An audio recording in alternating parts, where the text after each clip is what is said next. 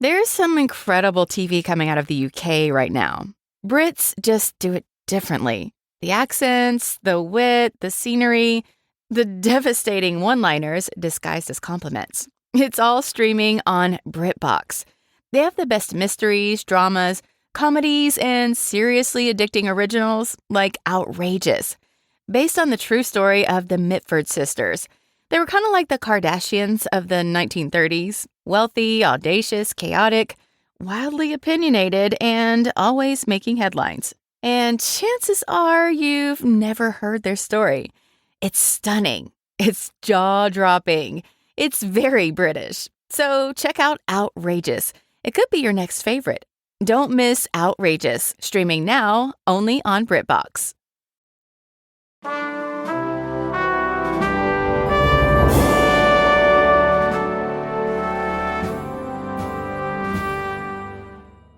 Okay, hi Leigh. Hello, how are we? Are we well? I'm actually very well. I'm really good. I'm quite excited. I'm so excited. This is the first of our movie special episodes, dear listeners. Yes. So hello and welcome back to this very special episode of Queer Gals Watch.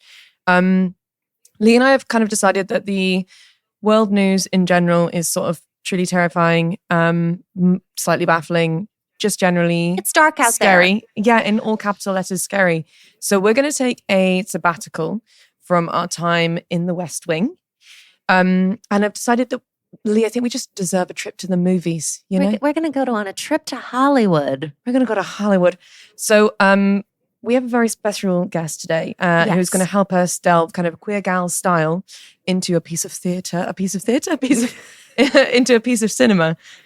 Sorry, I've been listening to ABBA for like the last hour and I've had half a beer, so hold on to your hats. I can promise you some highbrow cinematic discussion, Leigh. Yeah. I can also promise you some lowbrow deranged musings from myself. Yes, wonderful. So I would love to intro our gorgeous, phenomenal guest we're very lucky to have with us today, the incredible Sarah Hester Ross. Hello. Known across the world for her recently released comedy special, Don't Mess with a Redhead, on Amazon Prime and Apple TV. Winner of Best Las Vegas Comedian, and also just like viral TikTok sensation with her musical stylings.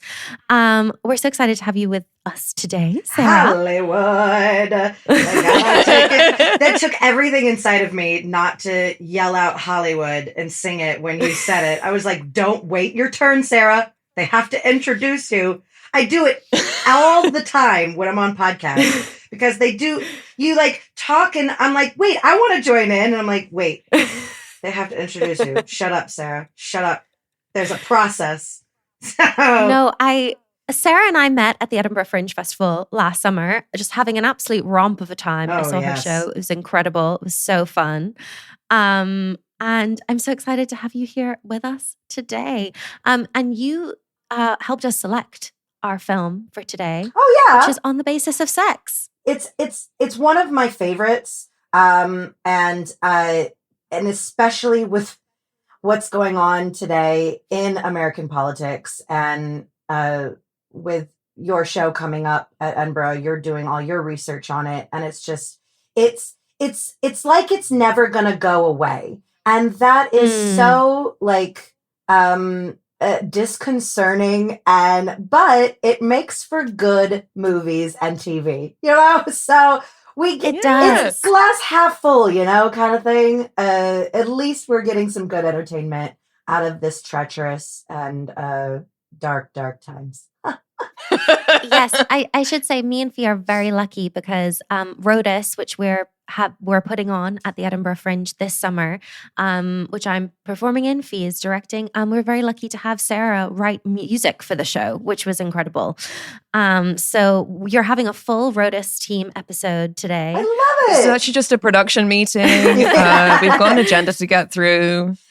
There's going to be some time to feedback at the end when we open it to any other business. Yeah. But for now, we're in the podcast portion. Actually, it totally could. Then we could just write this off doubly.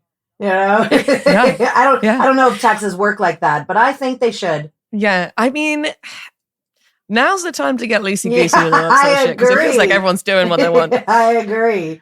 If the men can do it, we can do it. When will we learn? It's so hard. I need someone to explain it to me. I loved this film. So I knew nothing. I just was like, oh my God, it's got sex in the title. How exciting. Mm-hmm. But then I was like, oh, it's about Ruth. Our girl Ruthie, Kiki. Notorious our girl. RBG. Icon. Yeah. Icon of the sexes. Icon of the American women in politics. It's just, she's has been one of a kind. Fighter for the... Totally. And being played by a UK Nash Tresh, Felicity Jones. My God. Felicity Jones, who I have to say I have slept on as a dramatic actress until I watched Honestly, this film. She moved me in this. She moved me. I've always been a fan. I like a small English woman. You like a small... I like a petite English woman. I like a small English woman. She's amazing in this. The other guest stars, which we mustn't forget, is obviously just Justin Theroux popping up. Kathy Bates, the unsinkable Molly Brown. The unsinkable Molly Brown is in the house. My gosh. And that woman can do no wrong. She can do no wrong. She's she so turns up- iconic in this film. She's just a cameo, and she's like, I'm here for my 3 days work. I'll be picking up my paycheck and I will eat and leave no crumbs. Yes, exactly. It is. Well, it's probably interesting. They probably had a lot of like female actors wanting to be in this movie because there aren't a lot of movies about Ruth Bader Ginsburg. I mean, no. So like, I bet they had a lot of women chomping at the bits to be a part of this. And Kathy Bates, I bet, was just like, just give me anything. I'll be in anything. I'll take that check. I'll be in it 3 minutes. That's fine. Yeah. Kathy was like, ladies, respectfully, step aside. Yeah. Exactly. No, I think Felicity Jones did such a good job. Like, I think playing, like doing any sort of like biopic film is like such a huge responsibility because you're under the microscope already. Right. But then to be being Ruth Bader Ginsburg, who at the time was still alive, like knowing Ruth's going to watch it and be like, you either did a good job or a bad job of being me. I feel like that would be so nerve-wracking, you know, to have the person you're playing is going to see me do it. And she's going to have Not thoughts. only that, she's going to make a cameo appearance, which, by the way, I was not emotionally prepared for. I'd like to discuss that at some point. I had some feelings. But before we move on from the cast, I would like us to take a moment for Marty Ginsburg. It's a touch unfortunate, the casting of Marty Ginsburg in retrospect. Just Army Hammer. Just being a big himbo. And just trying really hard not to seem like a cannibal. He's the campest thing I've ever seen in this film, and I think it's wonderful. You do. I'm okay. All right. I thought you were going in a different direction. I was like, so. I mean, it's terrible. His performance is confusing. It is very confusing. It is very confusing. But if Ruth's husband was in fact a gay man, then I think it's historically accurate. It's very possible. I mean, statistically, you know, I feel like a lot of married men were gay in that time period. And now, in fact, so it's very possible. Yeah. I wonder how she felt about thoughts. Yeah, I mean, yeah, we'll get into Marty in general. I've got thoughts, I've got feelings. I just want to read to you, Sarah, the synopsis of the film that the internet provided for me. Okay. Just for some thoughts. So the synopsis is as such: Ruth Ginsburg, a young woman, goes through a number of struggles after her husband Martin is diagnosed with cancer, and things take a turn when she's rejected by numerous firms for employment. It's really interesting that they even had to reference Martin, you know, this woman has done so much for American politics, not even just women, just American politics. But they had to put in her husband's struggles. Yeah. You know? And they also don't say what her job is. They just say that she gets rejected by numerous firms and she struggles and she's a young woman. Yeah. That's key. That's very key. It's important to the story that she's young. It's important to know she's young and hot. Mm-hmm. I mean, she is young and hot, but yeah. Well, again, it's Hollywood. They have to be young and hot. They can't do a movie about old and ugly people. Nobody would see it. Unless it's really, really sad. Oh, yes. And then Probably. and then they'll give it an Oscar. Yeah, about Holocaust or something. You've got to have a big ticket issue. Yeah, for sure. Then you can get the people who aren't Hollywood perfect in. But And equal. I mean, women's rights. Equal rights for women, not that big of a deal. It's not a just big issue. not It's big really enough. It's not It's the small main fry. headline, Yeah. Um, That's wild. before we hopped on, Yeah, That isn't synopsis is wild. it? That's crazy. So what would your synopsis be? Oh gosh. Okay, you're putting me on the spot. And it doesn't have to be like suitable for like don't make it like it's an IMDb Okay. insert. Like, what is your Sarah Hester Ross's All right. little like breakdown of on the basis of sex?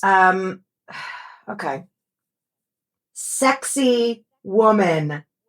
Really, really sexy sex woman serving so much cunt. That's it. yeah, that's it. That is the life and times of Ruth Bader Ginsburg. Sorry. Sexy Jewish woman. Yes, I gotta add the Jew in there. That's me Yeah. personally. I can't. I mean, honestly, the fact that that's not even mentioned, her job's not mentioned, the fact that she's a Jewish woman, that's wild, and that he's even mentioned. Yeah. Who cares? Who cares about him? God love him, Martin. It's not about you. Yeah, get your own movie.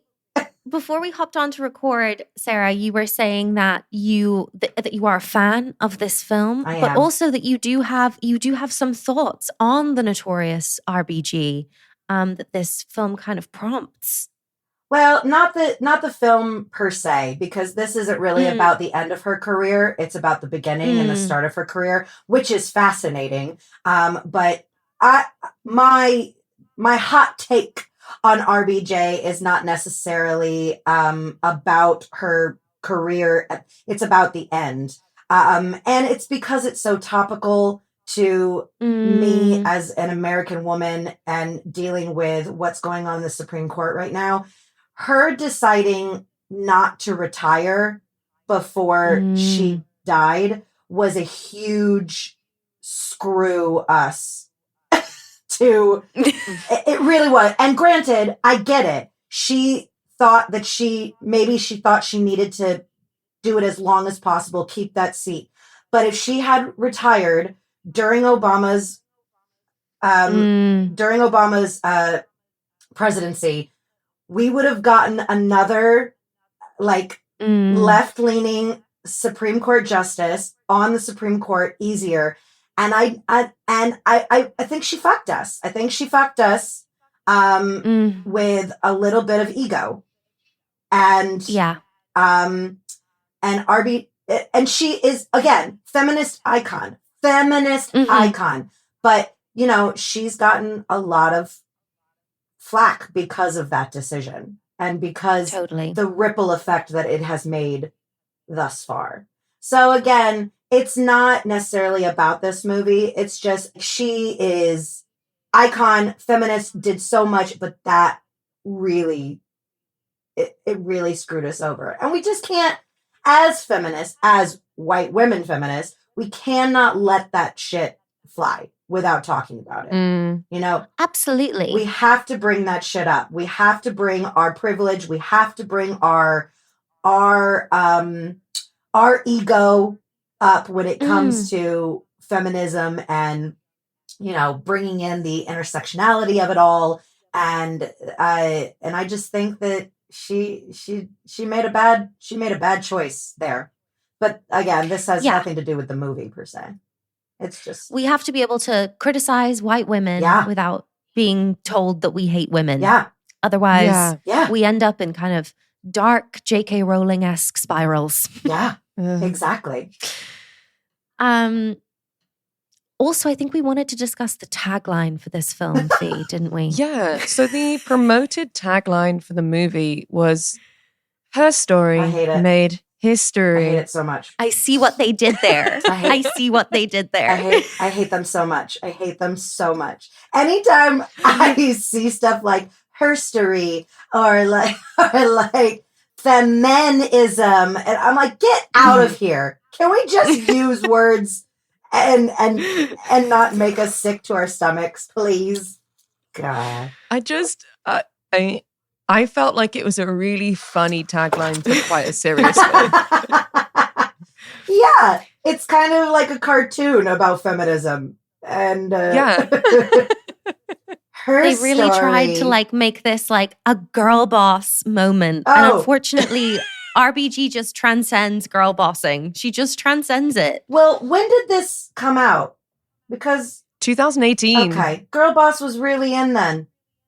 It was really that moment. Yeah. And so I kind of give them a pass because that we hadn't started making fun of the like embarrassing feminist like taglines yet, you know? We were still buying slogan t-shirts at this point. We were still really, very much in pink hat like feminism. Yeah. Break the glass ceiling, shatter it, bitches.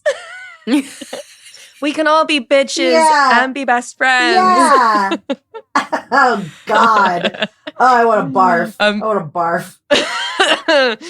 Wow. Little did we know how bad shit was going to get when we were just too busy buying T-shirts on Etsy and, really educating ourselves and protecting law. Oh, my God. If we only knew.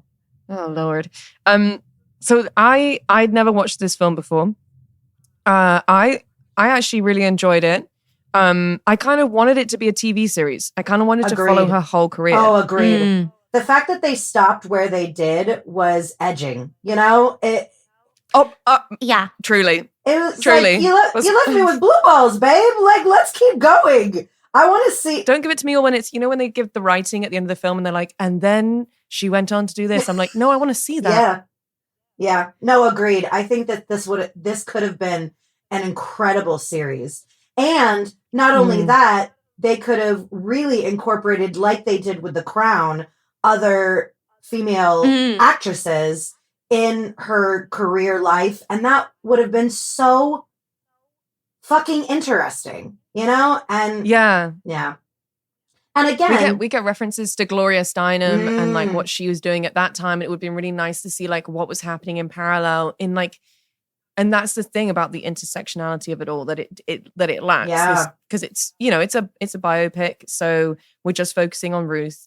But like the possibility that a series could have is like expanding it open and seeing like what the experience is for women who are trying to get some forward momentum on women's rights. Yeah, just like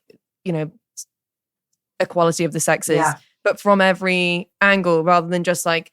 I went to Harvard Law School and I have a rich husband and I've got some, honey, you stay home and make dinner. I'm going to go out and change the world. Girls. Which I do. Which I love.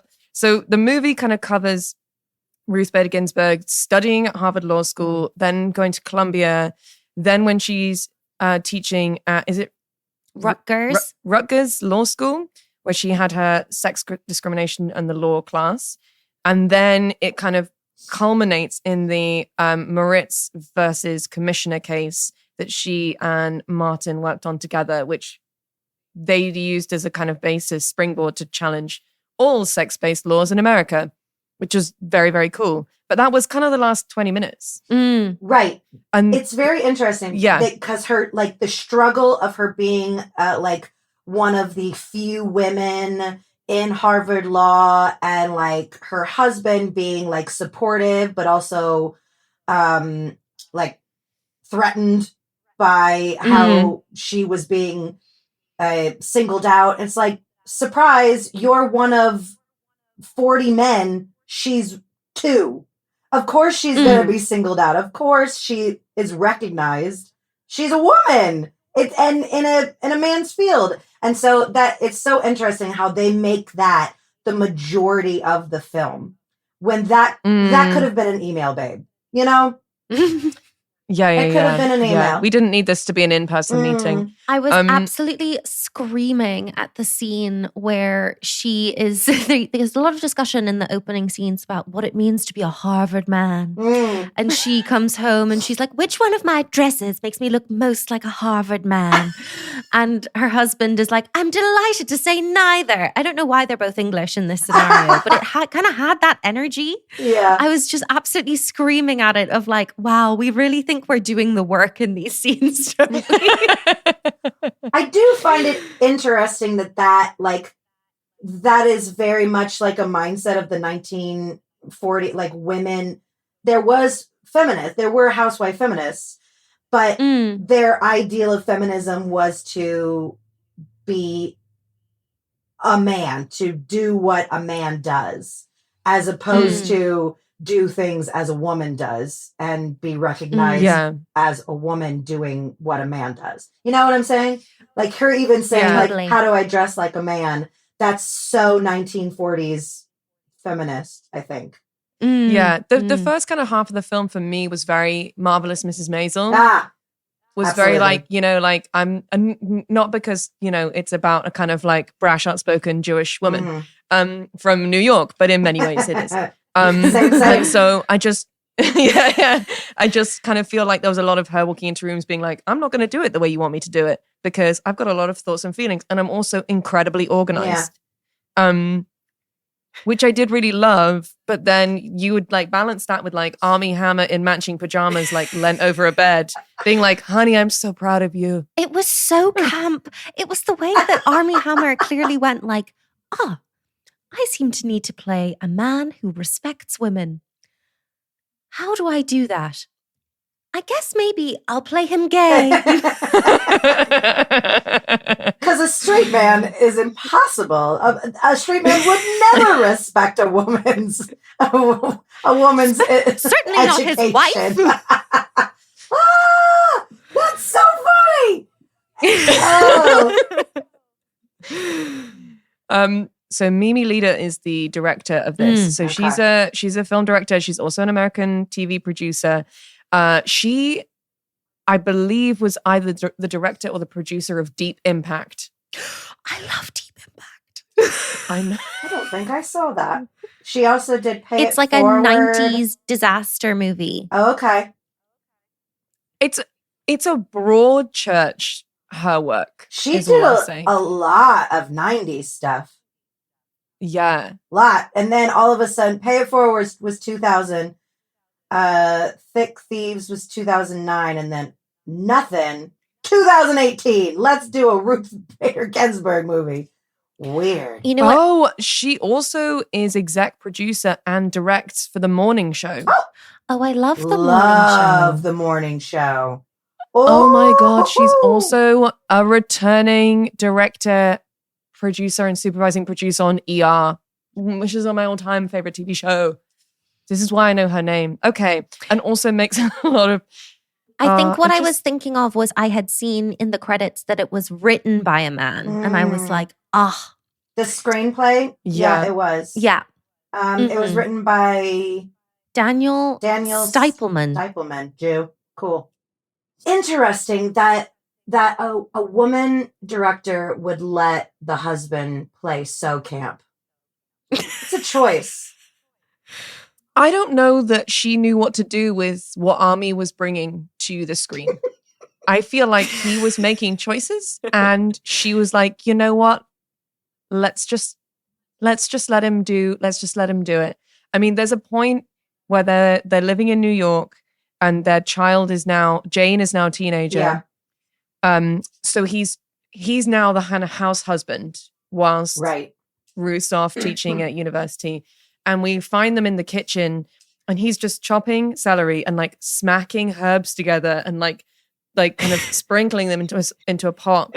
And then he just says his daughter's like, oh, you're not supposed to do it like that. And he goes, they're not supposed to pummel each other, Jane. They're supposed to compliment each other. It's why it's called marrying the flavors.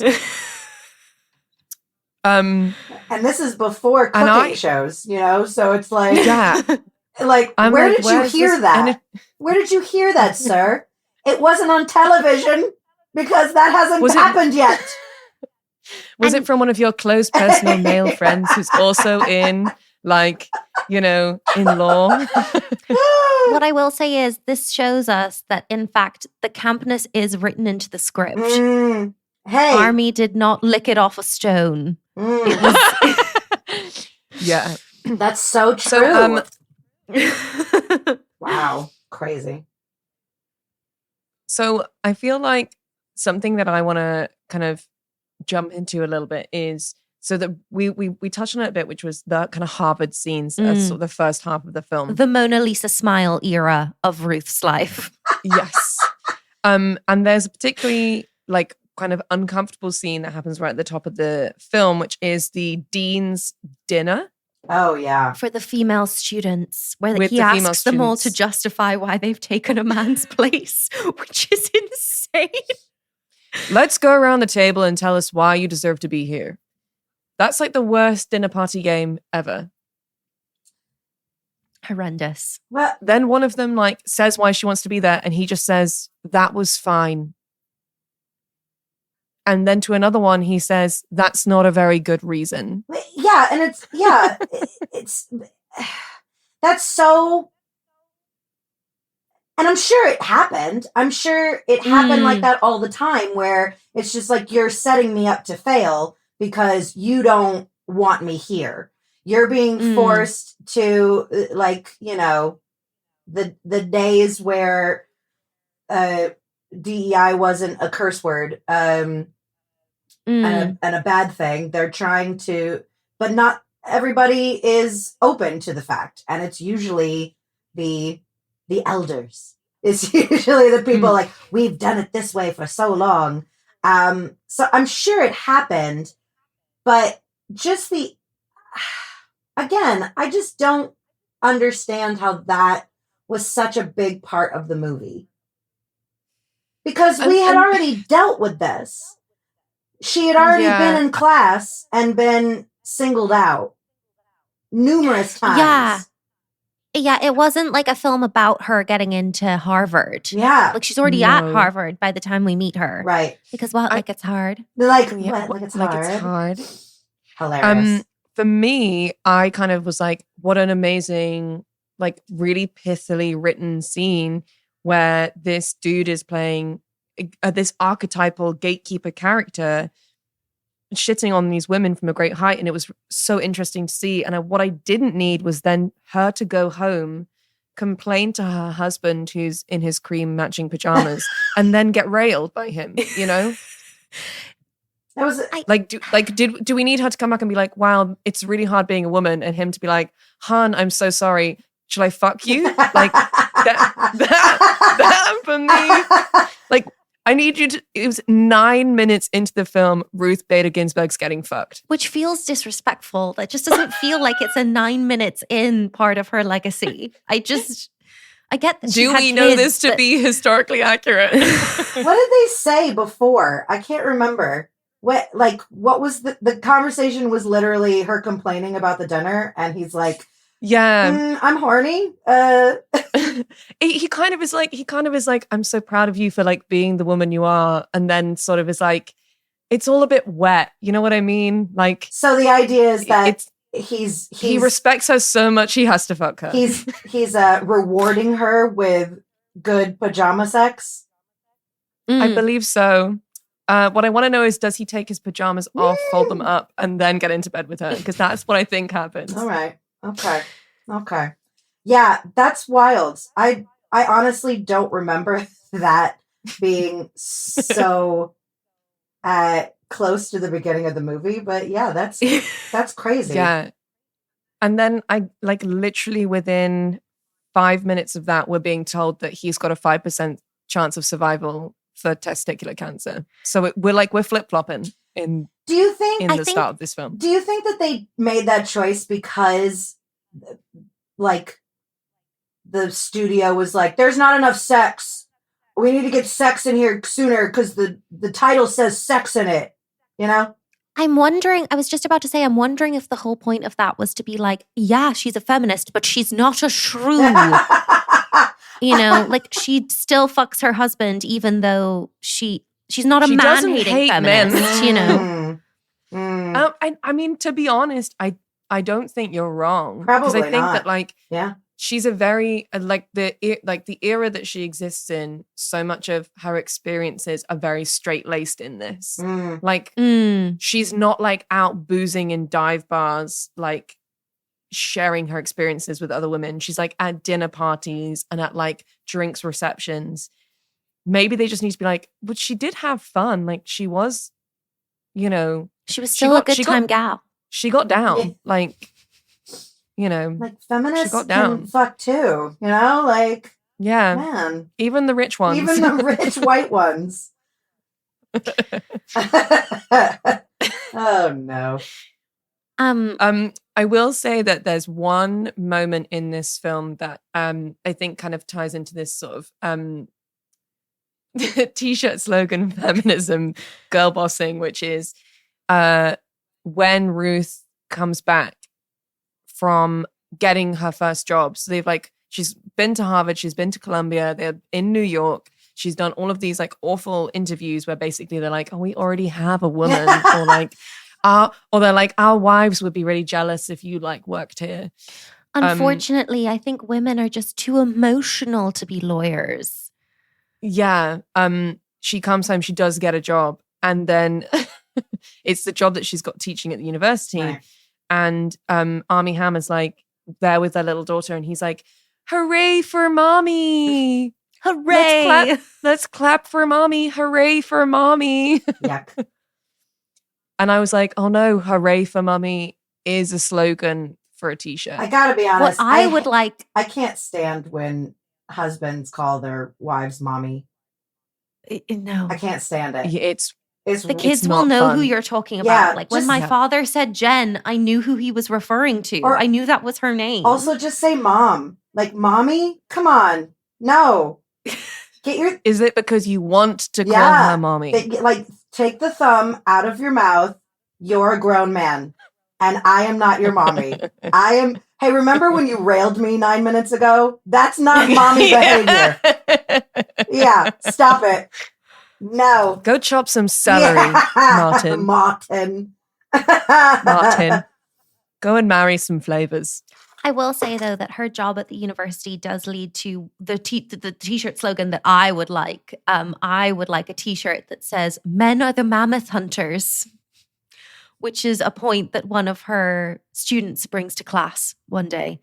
To explain like the kind of jock student. Women don't deserve a place in the workplace. Oh, okay. Imagine being a man saying that in Ruth Bader Ginsburg's class. Yeah, and being a person who says that is like, have you ever seen a mammoth, young man? Like, what are you even talking about? Mammoths are dead. And maybe men should be too. How about that? Just die out. Let's get rid of them. Today, class, we're going to be discussing whether men should be dead. Yikes. Yikes. I wonder how much of like that really happened.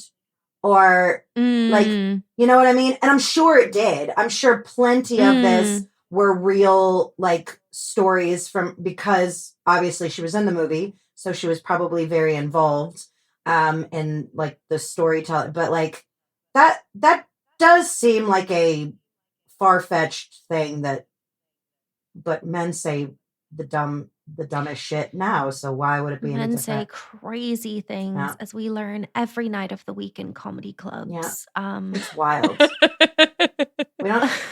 I think it works for me. Like that sort of middle section where she's teaching feels kind of comfy. I love her aesthetic. I love the little kind of like little hair ties she's got. She's got some thick gold hoops on. She's wearing some Mary Janes. Yeah, she looks cool. Like her New York like university lecturer aesthetic is unmatched, frankly. And I just find it interesting. I feel like it's more interesting to show her class as something that men would elect to do. Because surely there would have been a few guys who would have been like, oh, that'll be funny. And then they find themselves in these rooms with these like really intense, intelligent, intense, young feminists. And they're like, it's 1970 and I've got some things to say. Yeah. I also probably think it was, men thinking that they'd pick up women at these things, Yeah. So like, oh, where can I meet women? Let's go to a feminist group and see if I can screw one. And I'm sure it happened. I'm sure it worked plenty of times. Sarah, I think it still happens now. Yeah. I mean, that's why so many men choose to do musical theater, and it works for them, It works. Do you have it worked favorite for me scene too. in the film? It works out for us as well every once in a while. Ruth's daughter throughout the film. I didn't know about Jane. I didn't know how like successful her kids were, but like, let's go Jane. She is very like Gen Z code. She's very Gen Z coded through the whole thing. Some of my favorite quotes from Jane include, "Mom, I told you Denise and I are starting our consciousness raising group." Like, all right. And also, then, like when they meet Dorothy Kenyon, Jane says, "I know she's your Kathy personal Bates. Yeah, I know she's your personal hero and all, but she's kind of a bitch." Iconic. Also, like, because they have quite a difficult mother-daughter relationship through some parts of the film, there's just a moment where she says to her mom, "Go kick ass," when her mom is going into court, and that made me cry. I just find the idea of like one's daughter saying "go kick ass" extremely emotional. Yeah, the moment that made me like kind of weirdly emotional is that they've been to see Dorothy Kenyon. It's pouring with rain. Like, oh yes, Ruth's trying to like half-heartedly hail a cab, and they start getting catcalled by these builders. Yes, and Ruth's like, "No, sorry, no, thank you." And Jane's like, "Go shove it up your ass." Yeah. And then she just turns and she goes, "Mom, you can't let boys talk to you like that." And then she just hails a cab seamlessly. Yeah.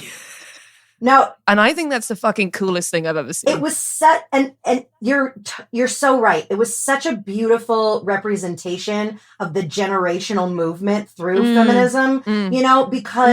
Because Ruth's generation had to be meek. They had to be quieter to like push through that, and then generations have pushed forward, and now, fuck it, we don't have to be meek to push our thoughts through. We don't have to be like dainty about it. And I think that's so that was put so beautifully in just like a quick little scene about catcalling. It was really good. And of course in the rain. Why wouldn't it be in the rain? It's Hollywood. Yeah, it's Hollywood. I love the art direction of that scene as well. Jane's clothes throughout are just iconic. She's like in little knee-high boots and just like iconic hats, and it's great. But also, a piece of art direction that I loved in that scene in particular is as that catcalling scene is playing out and you see them walking in the rain, there's a huge is it Cosmopolitan or Glamour? It's one of those two magazines has a huge billboard in the background of the scene. Yes. And it's like this really sexy, like women's magazine billboard. And I think that was such a genius piece of art direction because it's like, it's truly showing like, okay, we've moved on from the 50s. We're in this moment of like women's sexual liberation, but actually how much is now like sexualizing women actually liberation or not? Yeah.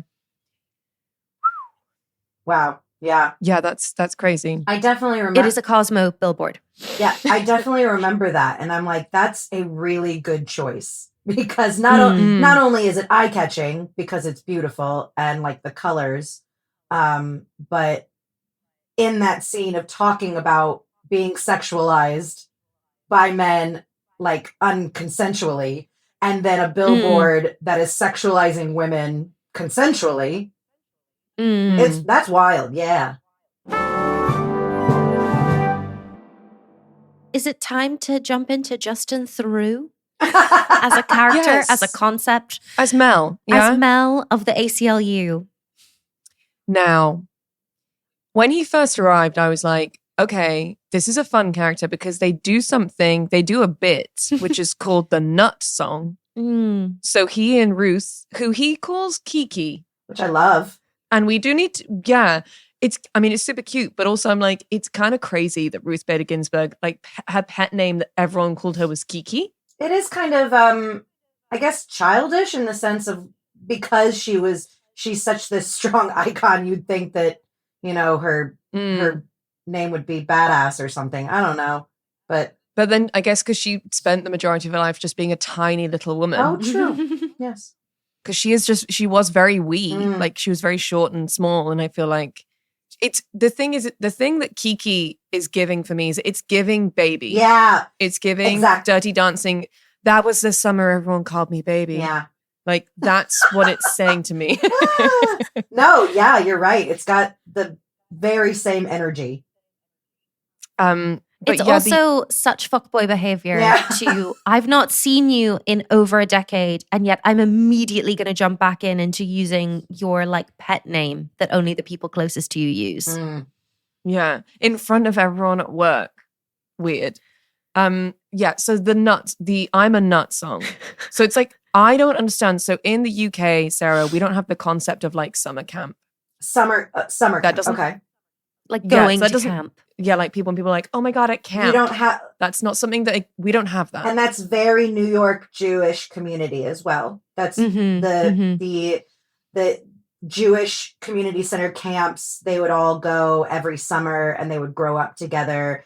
I'm not sure if that's a huge thing still, but in that time it was huge, especially in the rich communities specifically of the Jewish New York families. Yeah. So I had a lot of feelings about the fact that she's a very capable lawyer meeting another capable lawyer at a hugely important like progressive law firm at an organization that's doing a huge amount of good now in this present moment. And they meet. He calls her by her pet name from when they were at camp together, and then they perform a camp skit for everyone in the office. That to me, I imagine did happen. Yeah.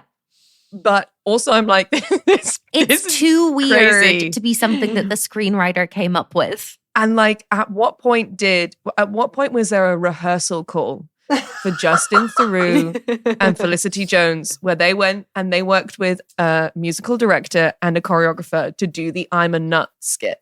Or was it just Ruth took them aside and was like, this is how it went? Right. Okay. Can you imagine Ruth, like 80 years old, being like, let's go. Come on. Yeah. Just 5, 6, 7, 8. Let's pretend that that's how it was, because I want that in my head. I want that. Yeah.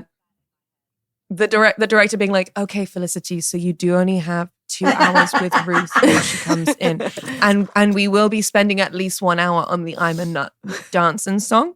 So just if you could keep your questions about her actual life, work, to a minimum, career, very short, very brief, because we do need to get to the I'm a Nut skit.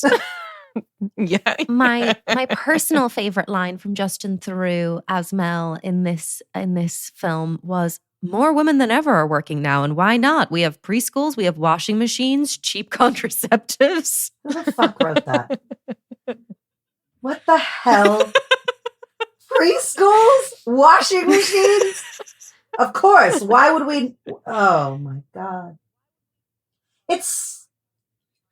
I personally like when he gets angry with her because she's not doing very well at the trial. They're doing like the kind of mock trials, getting ready for court.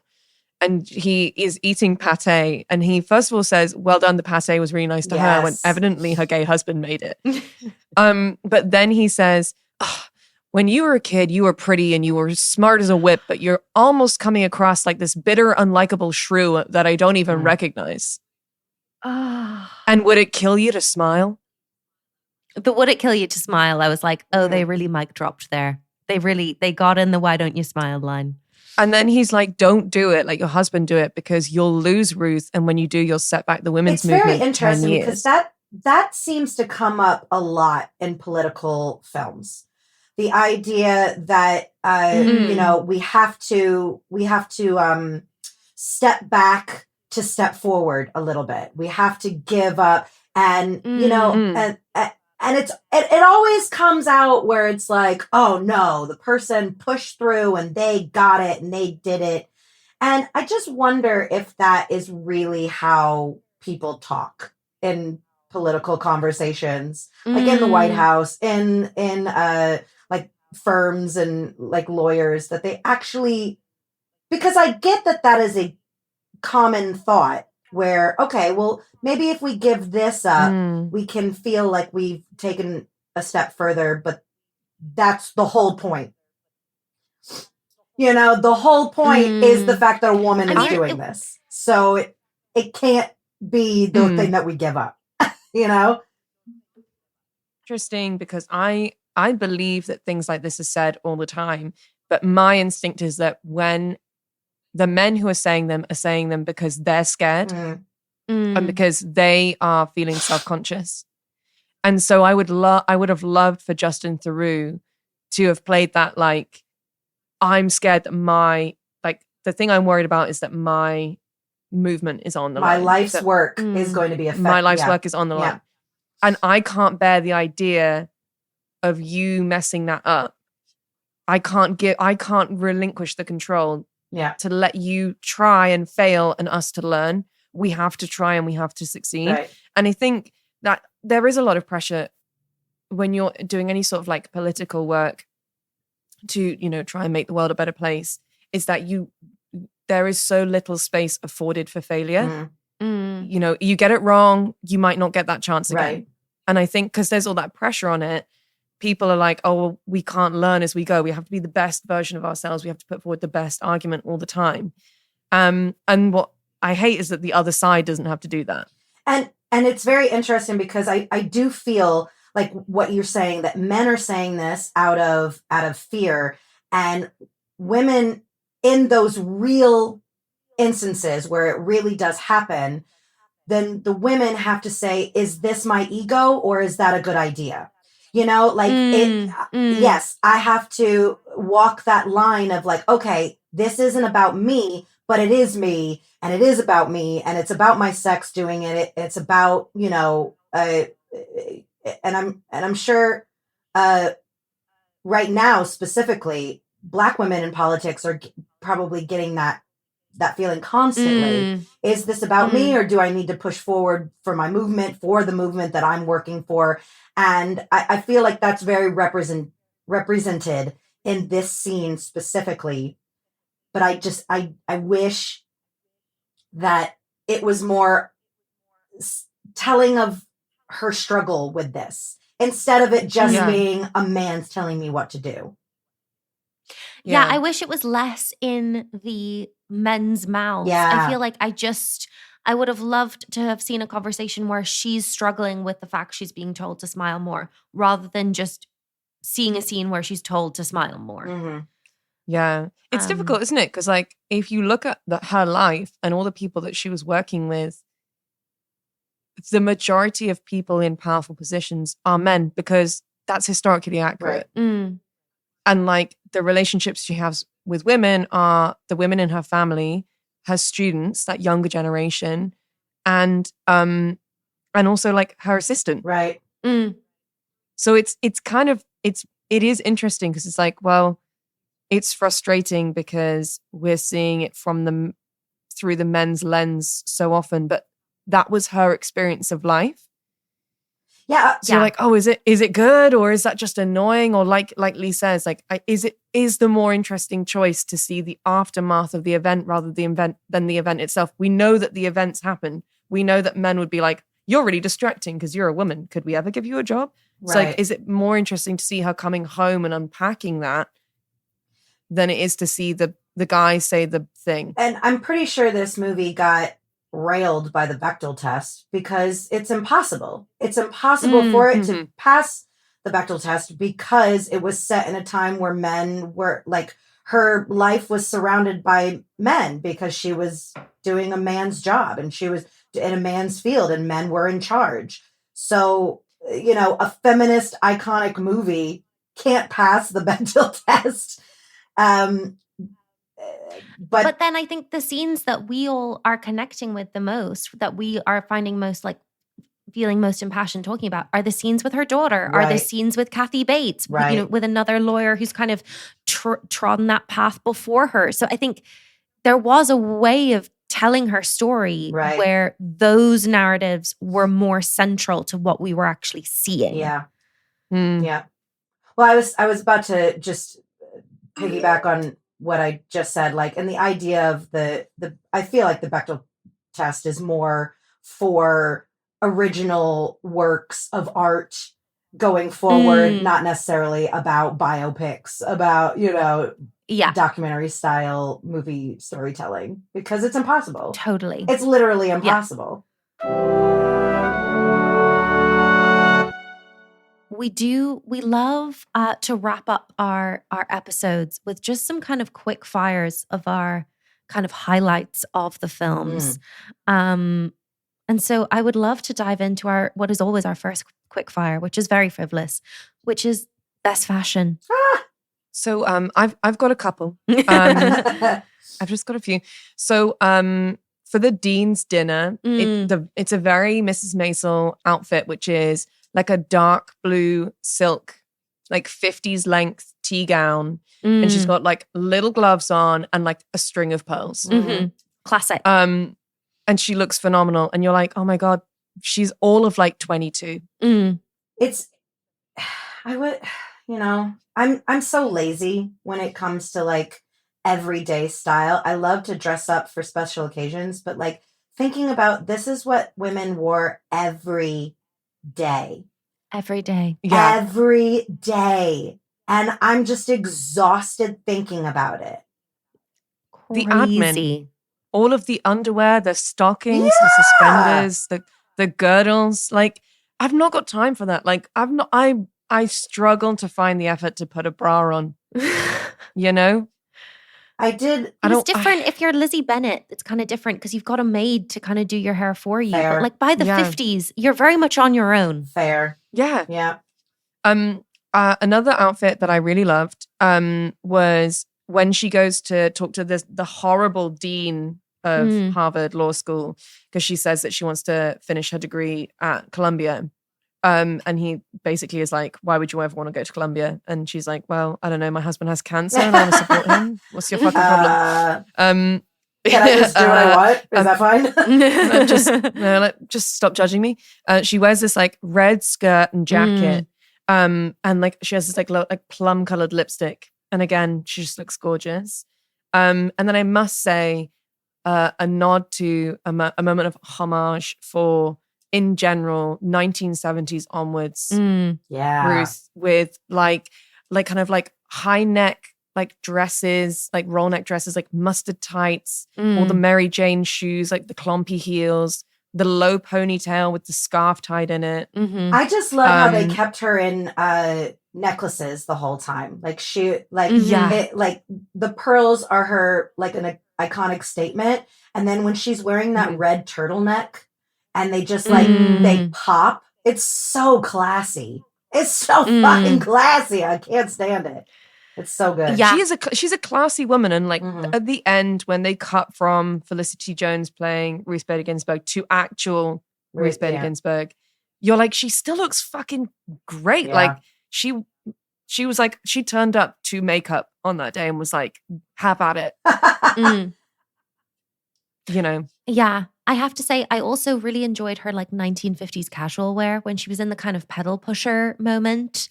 When Marty was dictating to her from his sickbed, she was in a kind of capri and like a stripy blouse, which was very kind of dashing.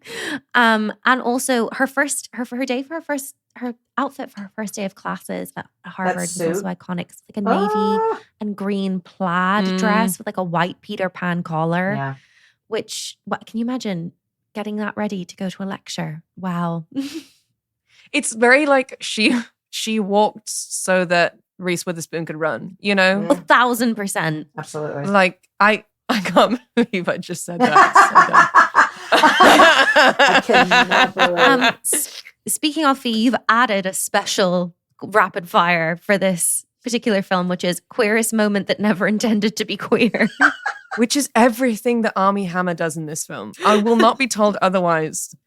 You know, it's so funny. The lounging on the bed in the matching pajama set, the smashing, the rubbing of the herbs between the hands, that he carries his dry cleaning like a heterosexual man has never carried dry cleaning. I never really thought about it.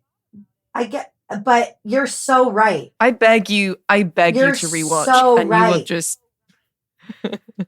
It's so interesting, and like, why did they just let that happen? Like, nobody was like. It just makes me think that he was such an afterthought in the directing of this movie that because it wasn't one after they weren't watching it, and then it was too late by the end while they were editing. It's like, too late. He's gay.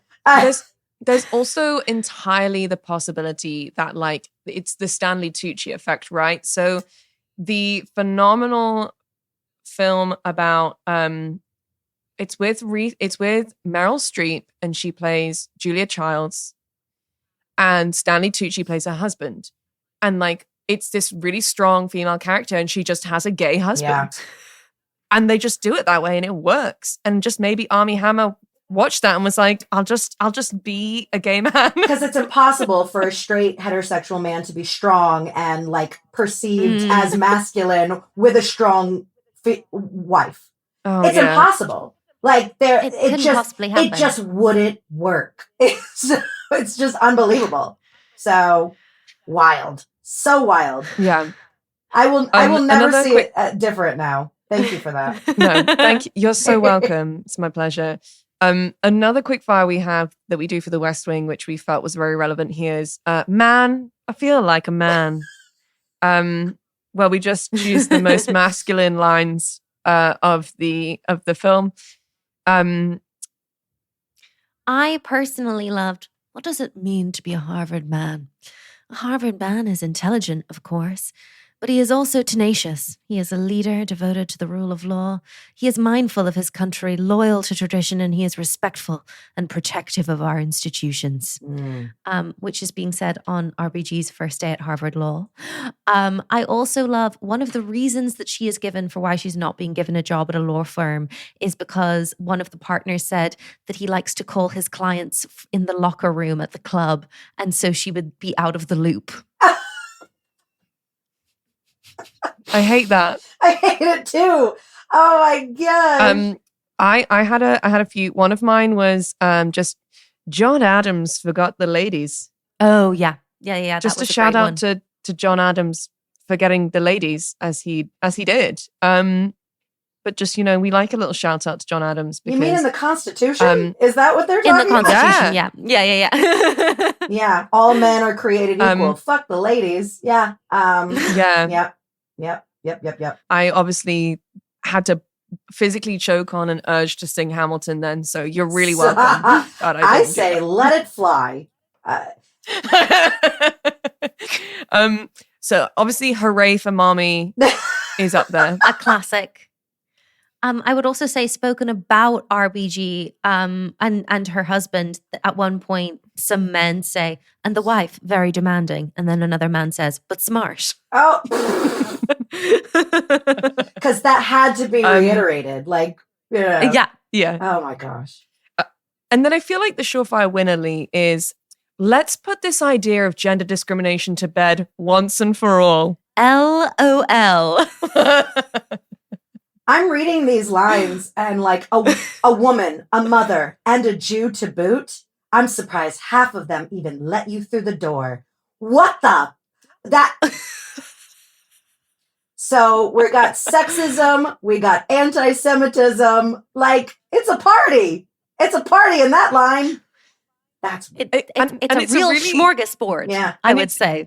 She gets told that in an interview, and the guy's like, wow, I'm really sorry you've had such a tough day, but it kind of is surprising that any of those other companies even agreed to see you because of these reasons. this reason specifically Jew. Wow. That Yeah. to boot, I feel was the hardest part of that line.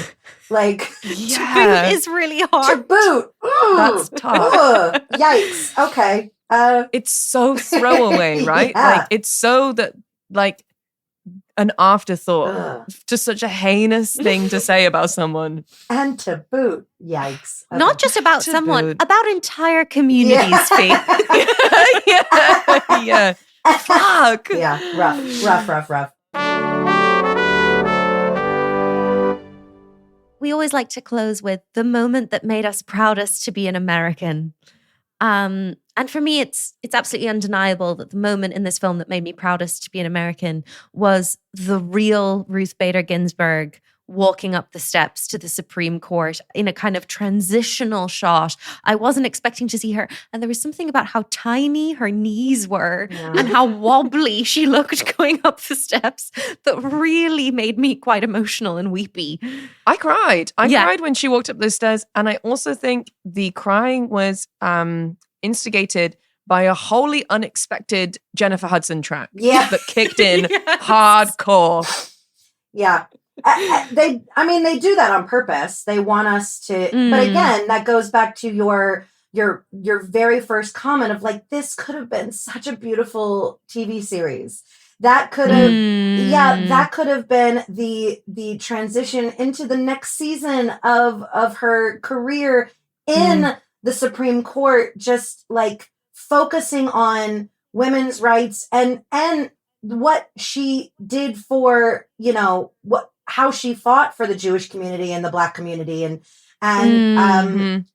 which I feel like she doesn't get talked about enough. I would have loved this film to highlight not just her work for women's rights, but also Absolutely. her kind of anti-racist work. Absolutely. Which I feel like they only really represented by putting some Black students in her class when you see her as their professor. But otherwise, we don't really see her comment on race at all. Yeah. And I think that's on purpose. I got to be honest, because it's just so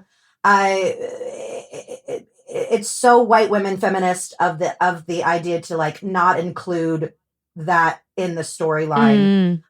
You see that in other female movies of this kind of thing where they really don't show the effort and the frustration and that Black women have had with the feminist movement. And I think it's because they don't want people chit-chatting about it. They really don't. They want the feminist movement to be clean and to look so good, and that it started with good and it's still good. And it's just like, no, it started with privilege and it's still not where it should be.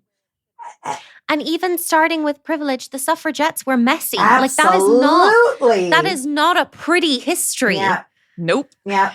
And like we got like you get things went wrong, things didn't go well. Yeah. And then like I think we gotta that's my takeaway is just this film's just a little too tidy for me. Yeah. But I would say my moment that made me proudest to be an American, Jennifer Hudson aside, because obviously she brings great pride to me, is Jane Ginsburg saying, "Who was it for if not for me?" Oh, yeah. About her mum's work. And I was like, fuck, Yeah. Jane, Jesus Christ, give a girl a break. Don't sleep on Jane Ginsburg. Yeah. That's all I'm saying. Well, she's still heavily involved in feminist, like women's rights and stuff. Mm-hmm. So, I mean, that speaks volumes that your mother is this huge icon and that you're still like, paving your own way, making your mark in the movement. And that's, I mean, because it could have gone the opposite way. Of like, my mother gets so much attention. I don't want to be compared to her, blah, blah, blah, all this stuff. Totally. But crumble under the pressure. yeah. And and she's still doing the work. And that's which is incredible. Incredibly impressive and fascinating and so uplifting. Well, this has been so much fun. Sarah, thank you so much for doing this with us. You're so welcome. This is a delight. Can you let the people know, if because we have a lot of American listeners as well. I know that you are based in the US. Is there anywhere that they can come and see some of your shows? Is there anywhere that they can come and follow you online for all of your online content? Yes. All of my online sources are at Sarah Hester Ross, 2 H's, 2 R's. It's my name, my website. I am working on an American tour right now. I'm booking that as we speak. So I have just been telling people to go to my website and join my email list. So when I do come to their city and their state, I will be able to email them directly and let them know when I will be there. So, and I'm very excited about this tour that I'm doing. It's my serving tour. And I talked to you a little about this, Leigh, like how Edinburgh changed me. Like it rocked my world. And so the show that I did in Edinburgh is it's completely different what I'm doing now. And I'm very happy with it and proud of it. And so I'm very eager to share it. Absolutely. I mean, I got to see your London tour show, which was incredible. So fun. Sold out crowd it was awesome. Like the West End. It was amazing. Yeah. And it's so fun because it's like fun camp cabaret, but it's also like politically engaged and badass. Thank you. And that is exactly, I'm going to have that, her story made history. Hooray for mommy. Hooray for mommy. Fuck that. No mommy here. Absolutely not. But yeah, but hey, I mean, it could be sexual. Hooray for mommy. Hooray for mommy. Yes. Definitely, American listeners, if you can make it to Sarah Hester Ross's tour, please definitely get along because it's such a fun time. Would love that. Thank you. We're so glad that we did this with you, and it's only right because the West Wing, which is what Leigh and I normally gab on about, has Aaron Sorkin has an unnatural kind of connection to redheads, so it seemed only right that we did our first guest special redhead with the glorious redhead. So it was meant to be. It was Beshert. It was there. Leigh and I are going to actually come back and do this again. We're going to do another special with another fun guest, Leigh. Yes, another fun guest. So take a look, keep an eye out on our socials for us to announce who our next fun guest is going to be and the film that we're going to be watching with them. Speaking of socials, Leigh, we are Queer Gals Watch wherever you get your socials. We also love to hear from you, queergalswatch@gmail.com. If you have anything you'd like us to feature on the podcast, any thoughts for season 3 of The West Wing, which we will be diving into very soon once we've finished these fun movie specials. And also, please feel free to check out our Patreon if you'd like to continue to support the podcast in that way. We love our patrons. Yes, give girls more money. So that we can keep doing this, please, because we have so much fun. Give queer girls more money. I don't have any. That's it from us for this week. Thank you. Thanks, guys. Bye. Bye.